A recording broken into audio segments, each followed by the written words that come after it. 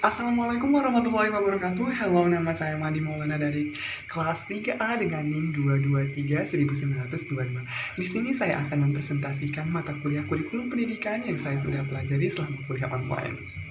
Di sini saya akan menjelaskan 13 bab yang saya sudah pelajari di MK ini secara poin-poinnya. Baiklah, langsung saja saya akan memulai presentasi ini mulai dari komponen pengembangan kurikulum. Dalam rangka ketercapaian tujuan pendidikan, maka ada beberapa komponen-komponen yang perlu diperhatikan. Dalam hal ini adalah komponen-komponen pengembangan kurikulum. Di antaranya, 1. Komponen tujuan. Komponen tujuan berhubungan dengan arah atau hasil yang diharapkan. Rumusan tujuan menggambarkan sesuatu yang dicita-citakan. Tujuan pendidikan diklasifikasikan menjadi 4, yaitu 1. Tujuan pendidikan nasional, 2. Tujuan institusional, dan sebagainya. 2. Komponen isi atau materi pembelajaran. Isi komponen merupakan komponen yang berhubungan dengan berpengalaman belajar yang harus dimiliki oleh siswa. Isi kurikulum itu menyangkut semua aspek yang berhubungan dengan pengetahuan atau materi pembelajaran yang biasanya tergambarkan pada isi setiap mata pembelajaran yang diberikan maupun aktivitas dan kegiatan siswa. Baik materi ataupun aktivitas itu seluruhnya diarahkan untuk mencapai tujuan yang ditentukan. 3. Komponen metode atau strategi. Strategi atau metode yang merupakan komponen ketiga dalam pengembangan kurikulum. Komponen ini merupakan komponen yang terpenting sebab berhubungan dengan implementasi kurikulum. Bagaimanapun bagus dan idealnya tujuannya harus dicapai, tanpa strategi yang tepat untuk mencapai, maka tujuan itu tidak dapat dicapai. Strategi meliputi rencana, metode, perangkat kegiatan yang direncanakan untuk mencapai tujuan tertentu. 4. Komponen evaluasi. Pengembangan kurikulum yang merupakan proses tidak pernah berakhir. Olivia 1998. Proses tersebut meliputi perencanaan, implementasi, dan evaluasi. Merujuk pada pendapat tersebut, maka evaluasi merupakan bagian yang tidak dapat dipisahkan dalam pengembangan kurikulum. Melalui evaluasi dapat ditentukan nilai dan arti kurikulum, sehingga dapat dijadikan bahan pertimbangan apakah suatu kurikulum perlu dipertahankan atau tidak, dan bagian-bagian mana saja yang perlu disempurnakan. Selanjutnya yaitu sumber prinsip pengembangan kurikulum, diantaranya adalah sebagaimana yang dikemukakan oleh Peter F. Olivia 1992-28 bahwa pada prinsip pengembangan kurikulum paling tidak ada 4 sumber yang menjadi acuan sebuah pengembangan kurikulum, yaitu data empiris atau empirical data, data hasil penelitian, experimental data, kisah rakyat folktale, kurikulum yang menyangkut tentang keyakinan masyarakat dan nilai-nilai yang ada di dalamnya, serta pemahaman bersama atau pengertian umum yang ada di dalam suatu masyarakat, yaitu common sense. Selanjutnya yaitu tipe prinsip pengembangan kurikulum yang bisa diklasifikasikan menjadi tipe prinsip, yaitu yang pertama, anggapan kebenaran atau whole truth adalah fakta, konsep, prinsip yang diperoleh dan telah diuji dalam penelitian yang ketat dan berulang sehingga disebut generalisasi dan dapat diperlakukan di tempat yang berbeda.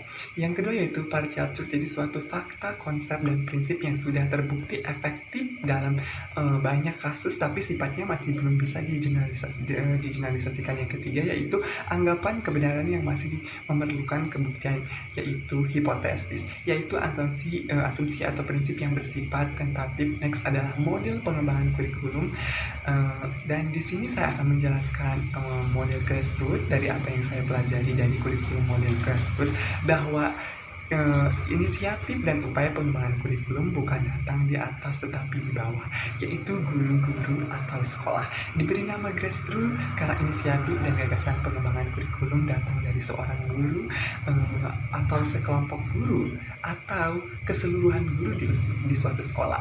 Hal itu didasarkan atas pertimbangan bahwa guru adalah perencana, pelaksana, penyempurna dari pengajaran di kelasnya. Next adalah organisasi kurikulum. Organisasi kurikulum adalah pola atau bentuk pengaturan unsur-unsur atau komponen-komponen kurikulum yang disusun dan disampaikan kepada peserta didik. Organisasi kurikulum merupakan struktur program kurikulum yang berupa kerangka umum program-program pembelajaran yang disampaikan kepada peserta didik guna tercapainya tujuan pendidikan atau pembelajaran yang ditetapkan. Dan kalian bisa lihat di gambar terdapat dua bentuk organisasi kurikulum.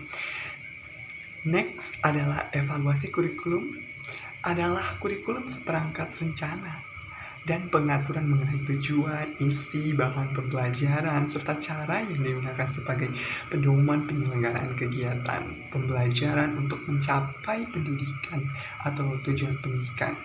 Tentu pada pasal 1 butir 19 Undang-Undang Nomor 20 Tahun 2023 tentang pendidikan tentang sistem pendidikan nasional yang kita bisa lihat dari gambar tujuan evaluasi kurikulum, jadi bisa membacanya guys.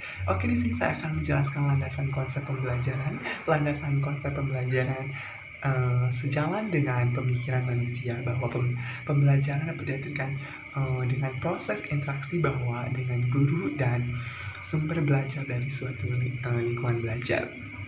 Kalian bisa lihat di gambar merupakan landasan konsep belajar. Selanjutnya adalah proses pembelajaran, persiapan, preparations, tahapan persiapan berkaitan dengan mempersiapkan peserta belajar untuk belajar. Tanpa itu pembelajaran akan lambat dan bahkan dapat berhenti sama sekali. Penyampaian presentations, tahap penyampaian dalam siklus pembelajaran dimaksudkan untuk mempertemukan peserta belajar dengan materi belajar, mengawali proses belajar secara positif dan menarik, dan lain-lainnya. Komponen-komponen utama kurikulum yaitu tujuan, 2. Materi, 3. Strategi pembelajaran, 4. Organisasi kurikulum, dan 5. Evaluasi. Kelima komponen tersebut memiliki keterkaitan yang erat dan tidak bisa dipisahkan. Selanjutnya yaitu kalian bisa lihat macam-macam prinsip pembelajaran yang saya sudah tuliskan. Bahasan yang terakhir adalah inovasi. Inovasi. Jadi yang dimaksud dengan inovasi pembelajaran yaitu proses belajar pada siswa yang dirancang, dikembangkan dan dikelola secara kreatif, dinamis dengan menerapkan pendekatan multi ke arah yang lebih baik untuk menciptakan suasana proses pembelajaran yang kondusif bagi siswa. Mungkin itu saja yang bisa saya sampaikan. Itulah materi-materi yang saya sudah pelajari. Terima kasih. Wassalamualaikum warahmatullahi wabarakatuh.